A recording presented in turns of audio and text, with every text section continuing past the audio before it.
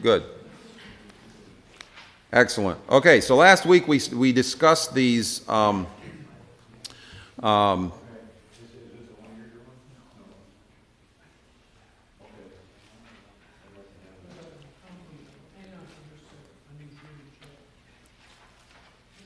last week we began discussing the nature of God's moral code. For those of you that have been here, we are doing a long introduction to get ourselves into the Ten Commandments.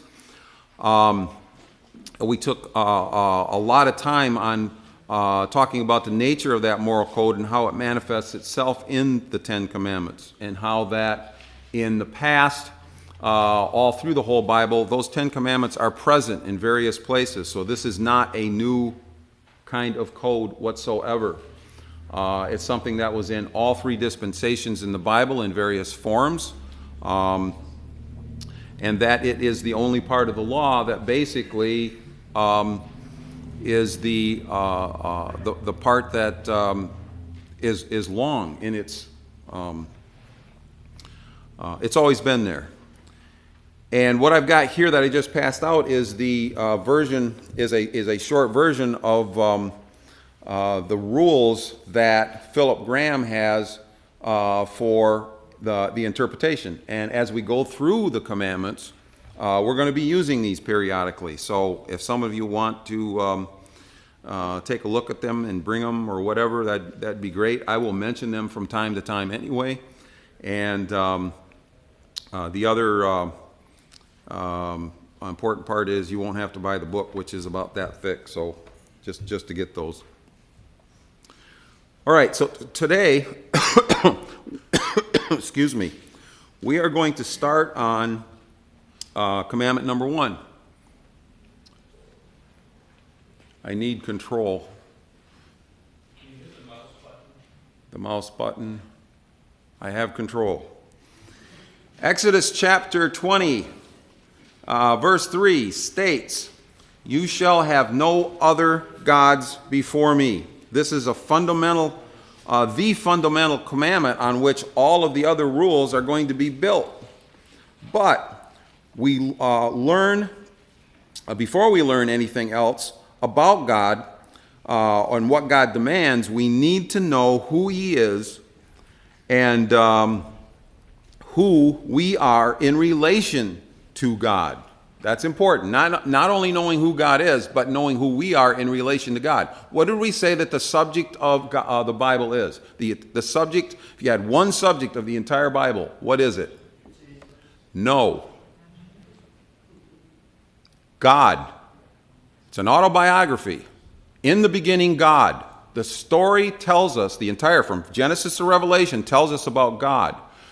Julia mentions Jesus, which would be originally the Son or the seed. Okay, we've done this a lot. What is the Son and the seed? What is that in the Bible?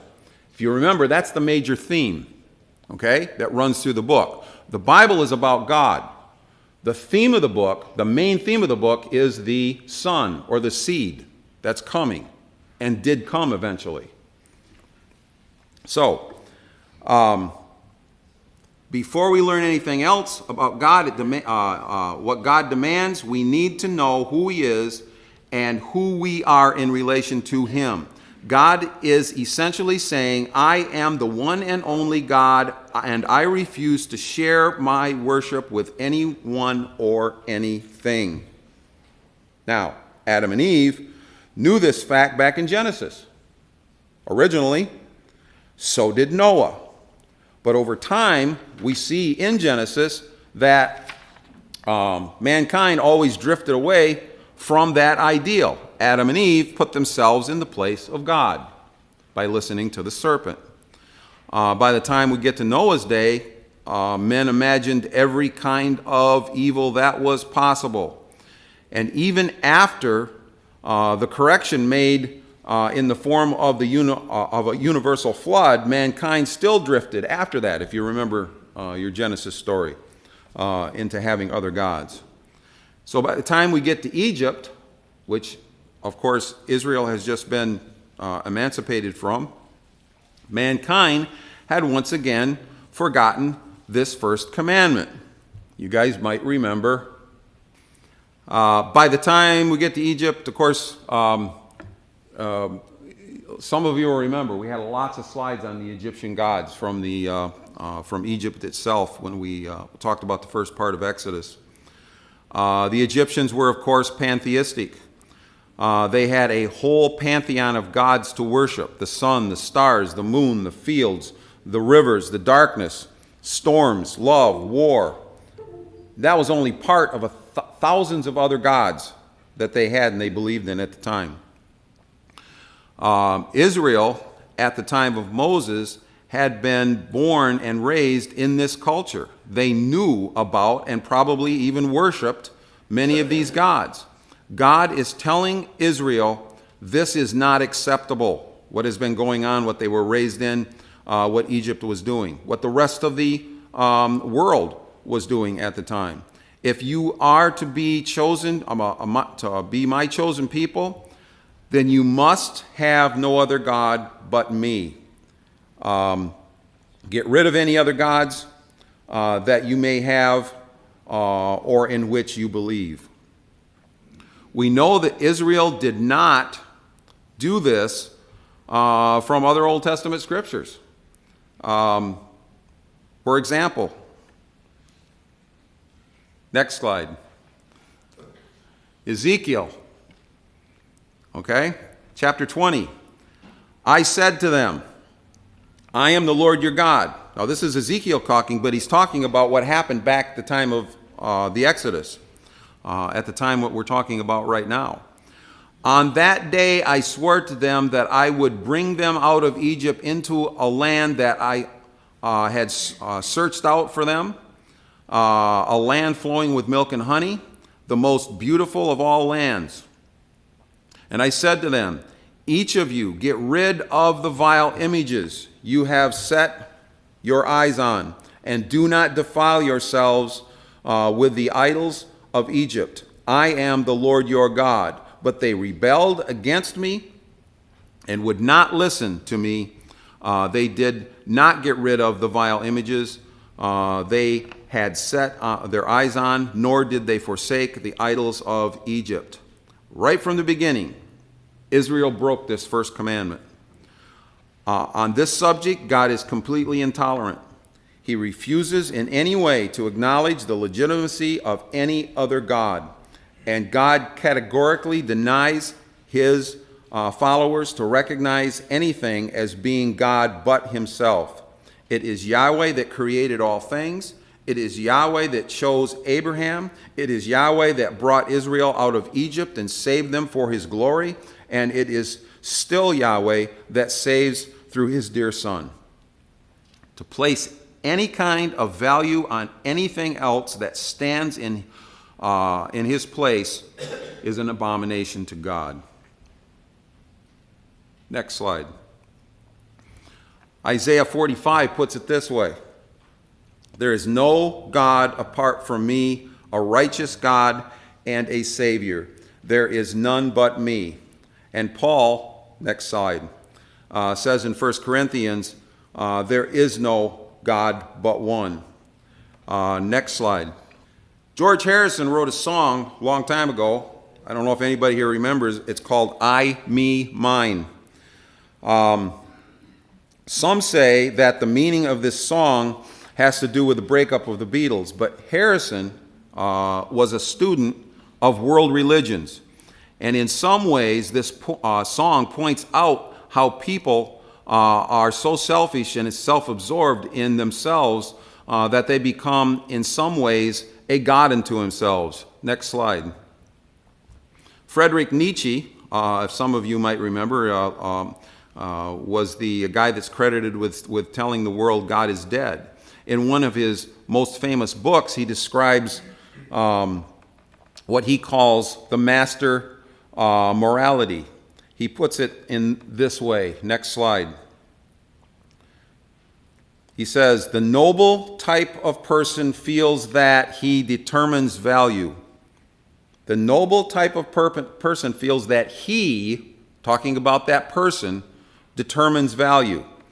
He does not need anyone's approval He judges that what is harmful to me is harmful in itself. He knows that he is the one who gives honor to things. The person himself gives honor to things in the first place. He created value. He's not talking about God here. He's talking about a person, individual, each individual. He honors everything he sees in himself. This sort of morality is self-glorifying. What Nietzsche was saying here, it gives a description of an idolatrous race who makes idols of themselves. And that is exactly what man has done ever since Eden, when Eve decided not to listen to God, but instead to surrender to what the serpent said. God had saved Israel from slavery, and therefore it was his right to rule over Israel. Add to this the fact that the other gods were really no gods at all, like Paul said in Galatians. Next slide. Galatians chapter 4. Formerly, when you did not know God, you were slaves to those who by nature are not gods. But these so-called gods of Egypt that we're talking about now held all sorts of power over Israel, as do the various types of gods of every person in every generation. The end of the sentence in the verse that we're talking about, what verse is that? It was at the very beginning here. Verse 3. The last two words are before me. Before, in other words, thou shalt have no other gods before me. Before here does not mean what we would normally think, but it means something more like against. Slide. Literally, the translation should be, you shall have no other gods in front of me. This phrase can also mean over against me. The picture I think being portrayed here is that of putting one thing on the face of another. When it comes to worshiping God, it is all or nothing. Slide. Like Joshua says in chapter 24, throw away the gods of your forefathers and the ones they worshipped in Egypt and serve the Lord. Choose for yourself this day whom you will serve. God is commanding Israel to make a choice, and he demands the same thing of us today. All right, we're going to move kind of into the second commandment because in a way they're related, and also in a way they are very, very different. So we're going to make this transition, let you know that it's there, but it's kind of a smooth transition, so to speak. Next slide, please. The second commandment gets a little more specific in Exodus 20, starting in verse 4, when it says, you shall not make for yourself an image in any form of anything in heaven above or on earth beneath or in the waters below. You shall not bow down to them or worship them, for I, the Lord your God, am a jealous God, punishing the children for the sins of the parents to the third and fourth generation of those who hate me, but showing love to thousands, to 1,000 generations of those that love me and keep my commandments. Even though the first two commandments are closely related, having other gods and not making idols, still they are essentially also at the same time two different commands.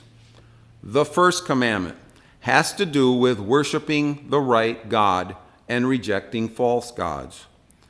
The second commandment has to do with worshiping the right God in the right way. Okay?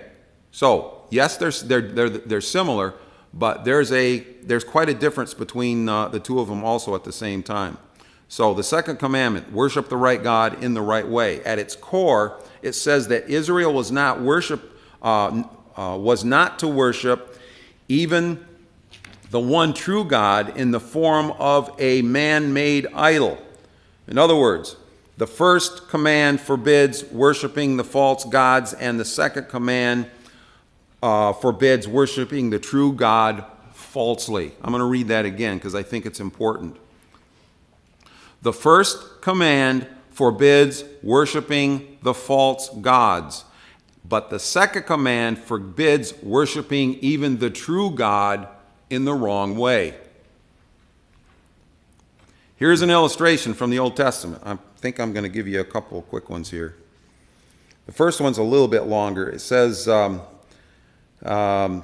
the Bible tells us in Kings, 2 Kings, that King Jehu eliminated Baal worship from Israel. And according to the 2 Kings chapter 9, starting in verse 30, he did this by putting the wicked Jezebel to death, and also by destroying the ministries of Baal, found in 2 Kings chapter 10. The account of Jehu's victory ends with this commandment. Slide, please. So Jehu destroyed Baal worship in Israel. Sounds good, right? But then the next verse, next slide, goes on to say that he did not turn away from the sins of Jeroboam, son of Nebat, which he had caused Israel to commit, the worship of the golden calves of Bethel and Dan. If Jehu got rid of the Baal worship, then what were these sacred cows, so to speak, still doing in Israel? The answer? Although Jehu enforced the first commandment, he did not enforce the second commandment. The calves did not represent other gods in the eyes of Jehu. They were intended to be used to represent the God of Israel. Just like back at the time of Aaron when Moses is up on the mountain. Were they worshiping the one true God? They were trying. But how did they do that? Just like they did in Egypt with a golden calf. Okay? So I'm trying to illustrate some of the differences between the first commandment and the second commandment. Therefore, commandment number 1 forgives false worship. Commandment number 2 forbids false worship. And there are 4 parts that are given to this second commandment in the verses that we just read.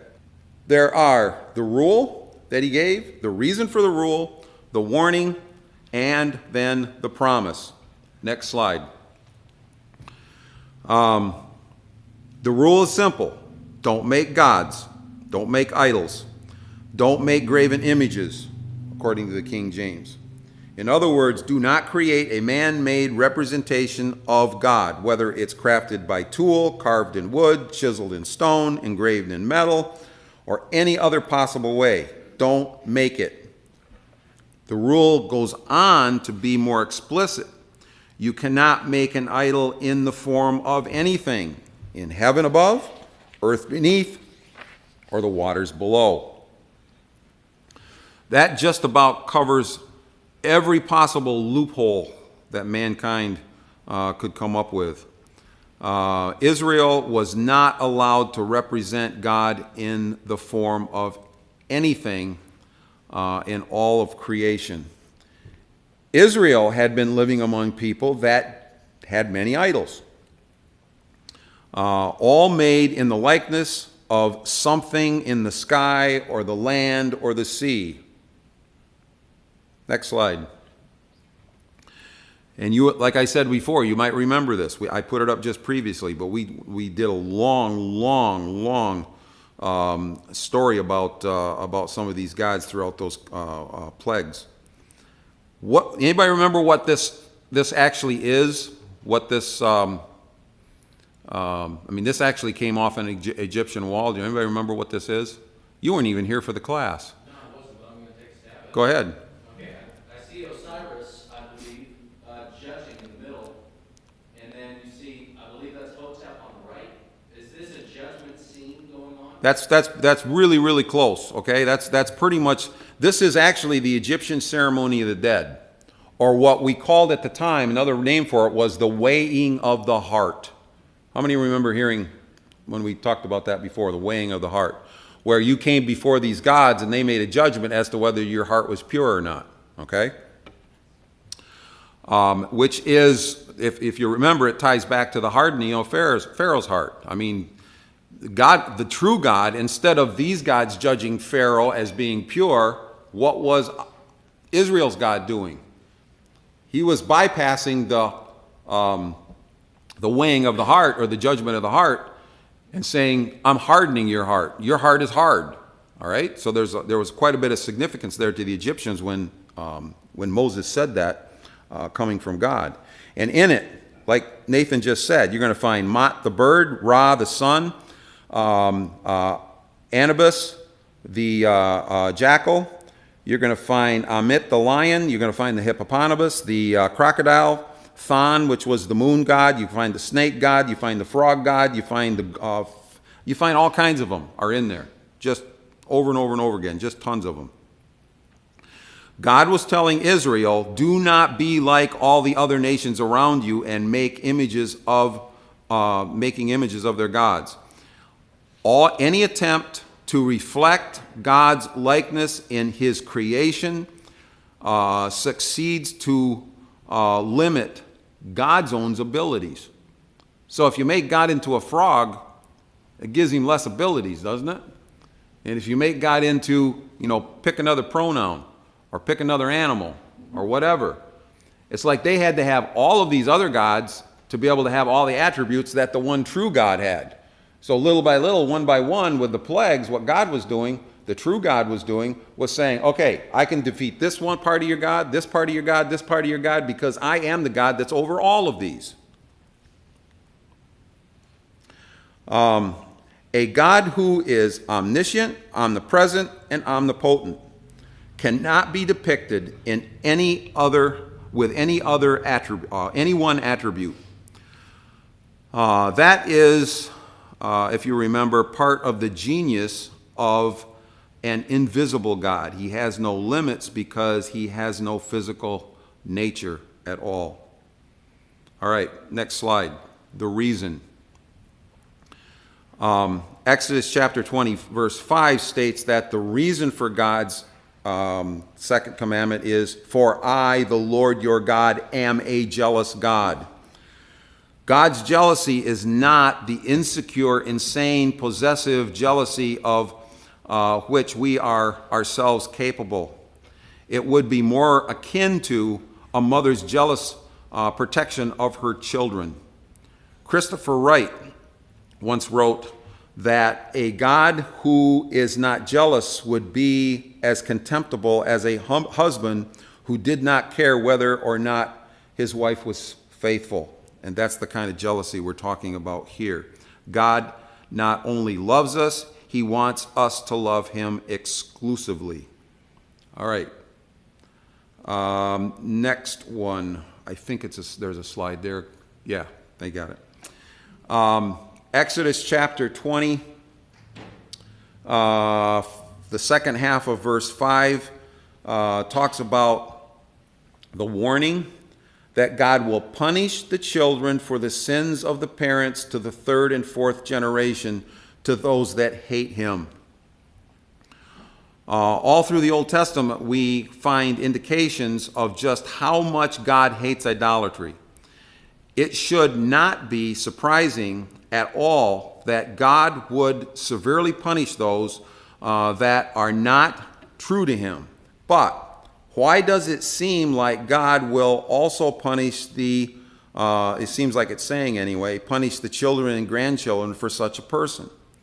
Now keep in mind the rules that we discussed for interpretation, partially of the Bible, but specifically for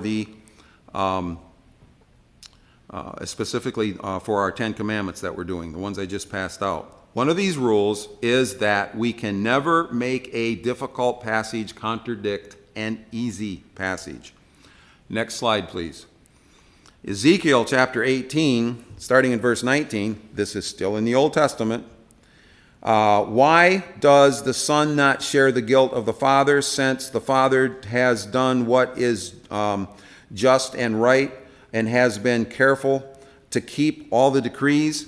He will surely live. The one who sins is the one who will die. The child will not share the guilt of the parent, nor will the parent share the guilt of the child. The righteousness of the righteous will be credited to them, and the wickedness of the wicked will be charged against them. So here's an easy passage. This says it doesn't matter what the Father and the Son do collectively, it matters what they do individually. So this is an easy passage, and we can't make that other one contradict this easy passage. This passage along with others in the Bible, show that God does not punish those who are guiltless. The Scripture shows us that if the Father is guilty and the Son is innocent, that the only one that is punished is the Father. Now, let's take a look at the wording in chapter 20, verse 5.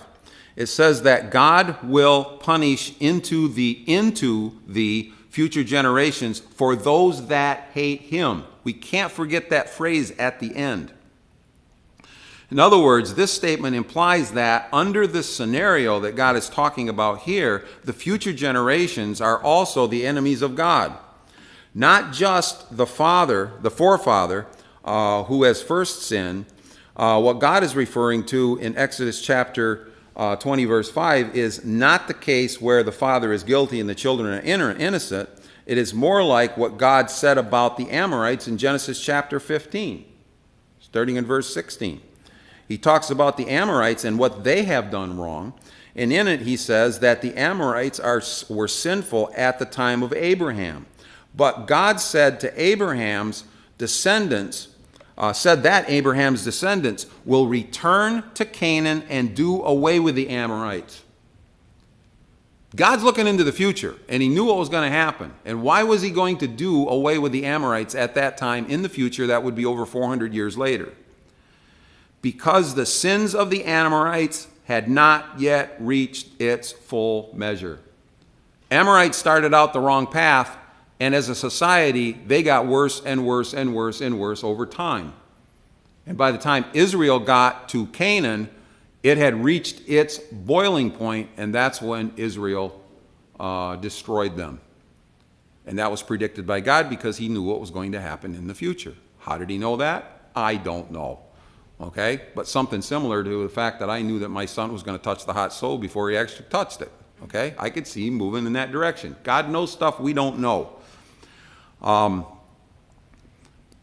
This is an argument, unfortunately, too often that is given for the fact that people say, well, God just annihilates in the Old Testament whole groups of people, but they don't know the story behind what had happened originally and how it had transpired throughout the story to get to the point where Israel actually made that destruction when they were told to do so.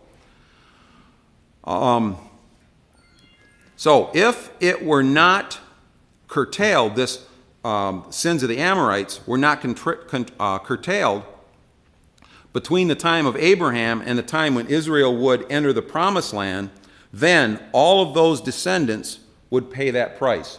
And that's what happened. Next, the promise that God gives as a result. God makes promises to those that keep his commands. He has done this from the very beginning. He made promises to Abraham. He made promises to all of Abraham's descendants. He made promises to Noah. Get out of the boat, or get in the boat, and you will be saved.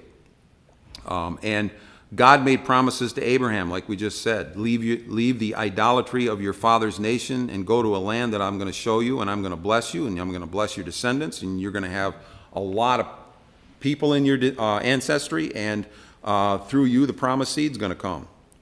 And now God is making a similar promise to Israel. It is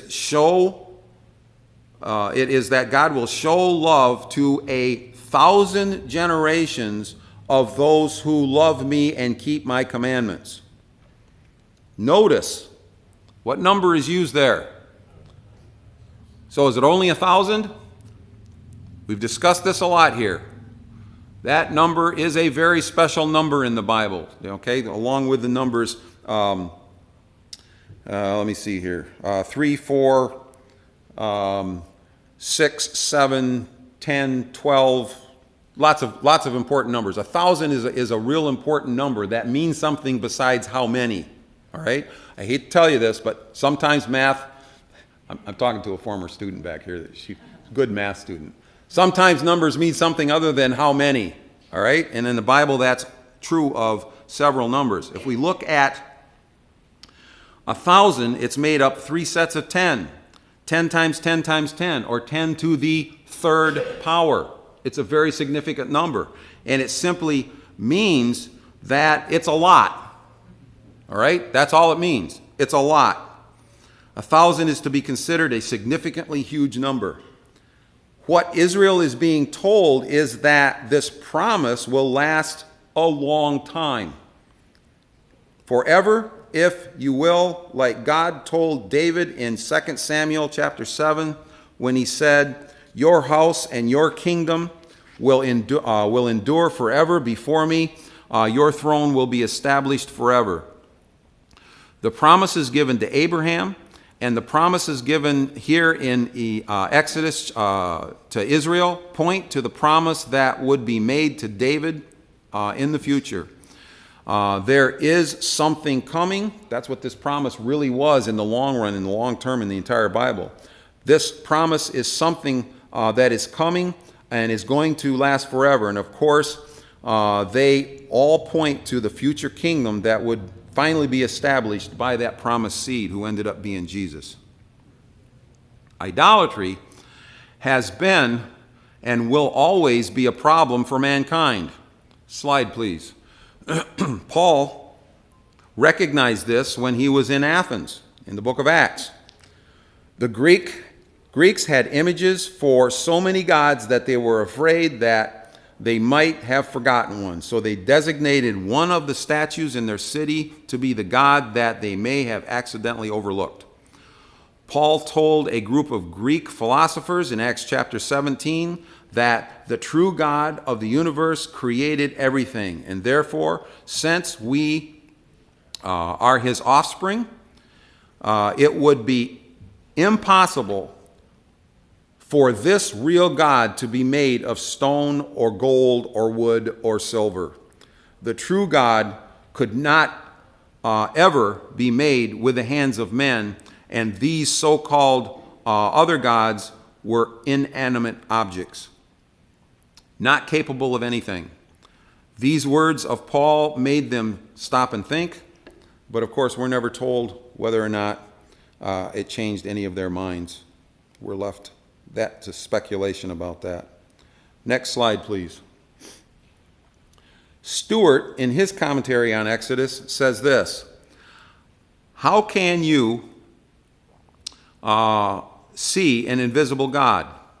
Idolatry tried to solve this challenge by means of creation of statues and other depictions that were thought to represent a god or a goddess.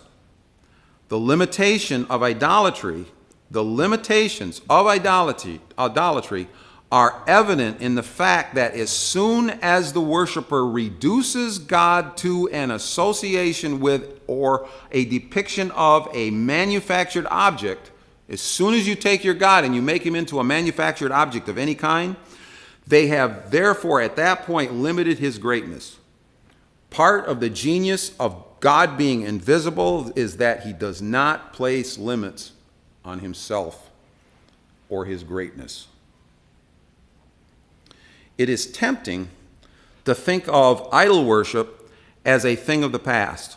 Yes, there are some foreign cultures and some world religions that still hold to a form of idol worship, but for the most part, we do not think of modern sophisticated societies as worshiping idols today.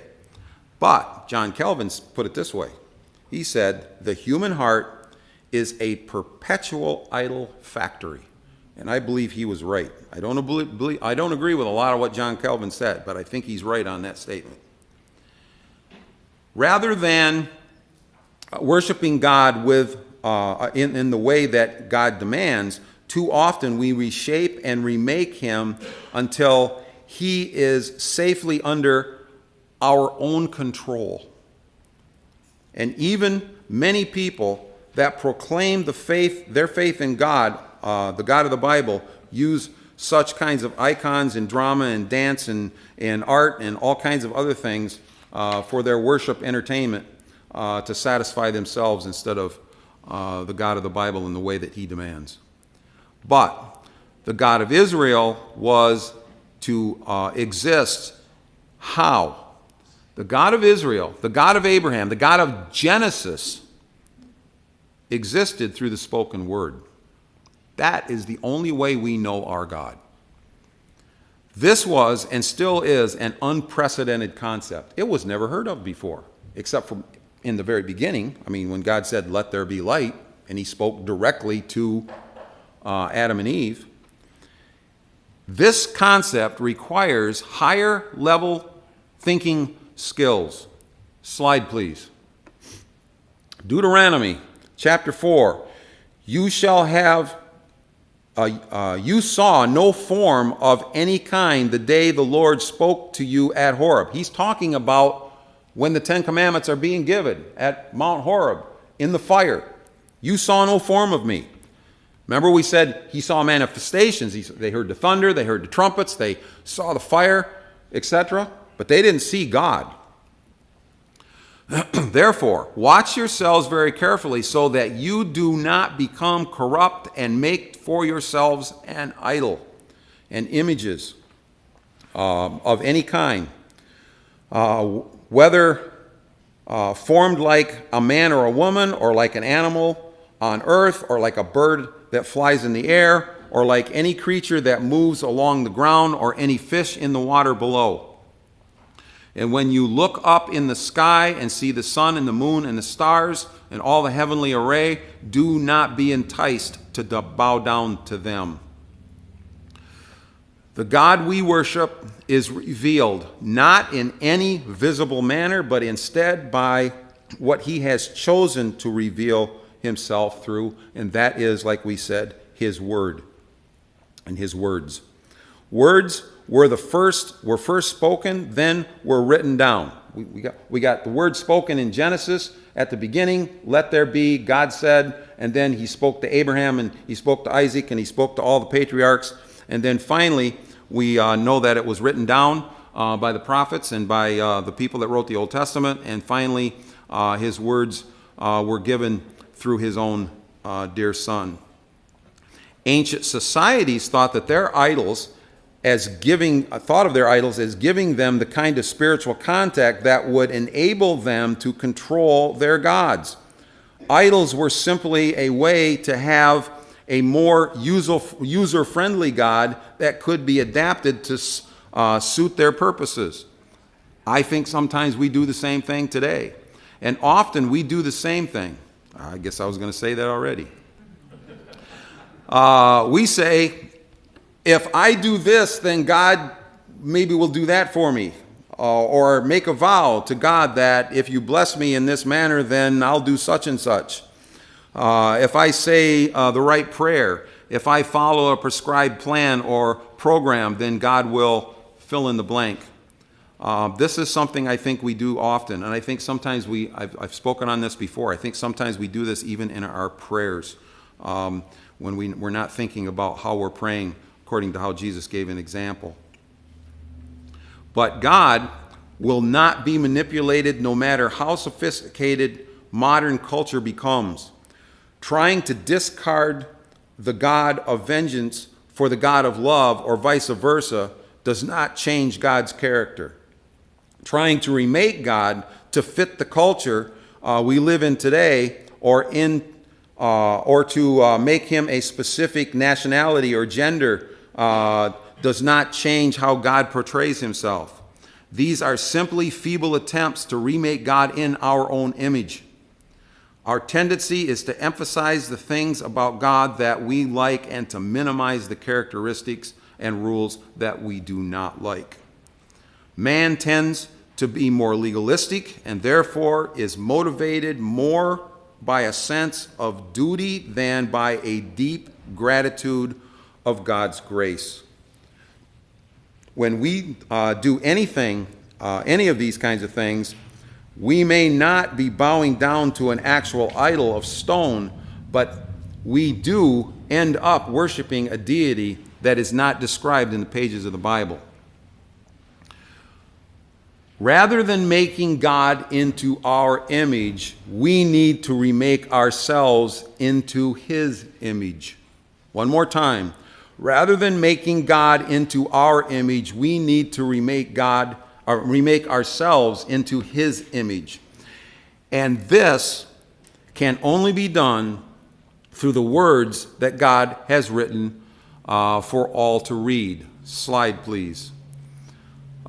In the very beginning, God made man and woman in His image. Genesis chapter 1. We were created in such a way to reflect God's image, or to reflect God's glory. And this is yet another reason why God tells us not to make images, because God already made images of Himself. I want you to think about that a little bit. This hit me just a few weeks ago, just how important that is. We are His images, all right? For us to make other images of Him makes no sense at all. And you can see why it would make Him angry, because if you're making other images of Him, you don't believe that He's the Creator. And He made you as His image. He has images, and they are us. Therefore, we are not to make images of God. Instead, we are commanded to be the images of God. But our ability to be those images has been badly damaged by the fall back at the time of Eden. God's images have been defaced, and like graffiti on a mirror, we no longer reflect God's glory. That is the reason for the promised seed. Jesus came into the world to repair God's reflections, us. Slide, please. It says in Colossians chapter 1, the Son is the image of the invisible God. And then in John chapter 14 it says, anyone who has seen me has seen the Father. God does not want another new image for His people to see. He wants His created images back. The purpose, last slide please. We've said this many times. Why? So that the holy and righteous God can once again dwell with His unholy people. Or we can substitute the word images. I'm sorry we don't have time for questions. Go ahead, ask it anyway. Do you believe, as I do, that God created people in His image, that He could walk and talk? It says He walked in the garden. Yep. There's a lot of disagreement over that. I don't have time to get into what my belief is on that. I really don't, because it would be probably 2 classes on that. And I think there's a lot of different ways to see it, but I don't have time to get into it right now. Very leading question. Yeah, it's a good question. It's been on my mind most of my life. Okay? Maybe I'll do a class on that sometime. Anybody else?